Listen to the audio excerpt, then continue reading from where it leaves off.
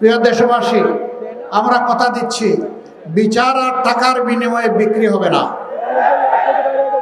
ন্যায় বিচার সকলের জন্য নিশ্চিত করা হবে।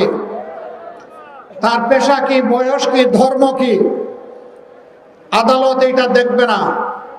আদালত দেখবে সে একজন ক্ষতিগ্রস্ত মানুষ কিনা, সে মজলুম কিনা।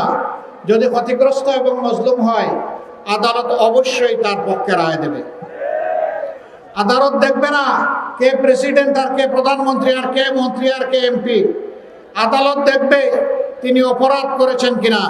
যদি তিনি অপরাধ করেন, প্রেসিডেন্ট হলেও তিনি অপরাধী, তারও বিচার হবে।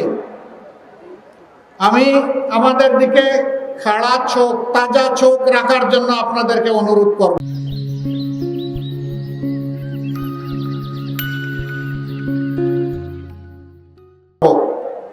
আমরা যদি সত্য থেকে হেলে যাই, আমাদেরকেও ছাড় দেবেন না।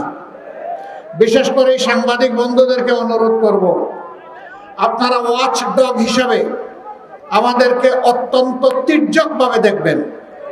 তবে আপনাদের কাছে আমাদের অনুরোধ, সাদাকে সাদা বলবেন, কালোকে কালো বলবেন। সাদার গায়ে কোনো কালো প্রলাপ লাগাবেন না এবং কোনো কালোকে গোপন করবেন না। তাহলে এই দেশ ভালো চলবে এবং আপনাদের অবদানের জন্য দেশবাসী আপনাদের কাছে কৃতজ্ঞ থাকবে। আমরা মিডিয়াকে সেই জায়গাটায় দেখতে চাচ্ছি। প্রিয় দেশবাসী, বগুড়ার জন্য কিছু কথা ছিল, আমরা জনসভায় বলে এসেছি। দোয়া করেন যে কথাগুলো বলেছি আমরা যেন রক্ষা করতে পারি। বিপুল সংখ্যক মায়েরা এখানে এসেছেন। এই সময়টা ঘর থেকে সাধারণত বের হওয়ার সময় না, এই সময় দুপুরের খাবার ঘর সামাল দেওয়ার সময়। তারা আল্লাহ তাআলার ভালোবাসা এখানে চলে এসেছেন। মহান মাবুদের দরবারে দোয়া করি, হে আল্লাহ, যারা তোমার ভালোবাসায় ঘর থেকে বের হয়ে এখানে এসেছেন, তুমি মেহেরবানি করে তাদেরকেও ভালোবাসো, আমাদের সকলকে ভালোবাসো। আমরা দেশকে একটি ভালোবাসা এবং পারস্পরিক সম্মানের দেশ হিসাবে আমরা গড়ে তুলতে চাই। মায়েরা ইনশাআল্লাহ মর্যাদার সাথে শান্তিতে নিরাপদে ঘরে থাকবেন।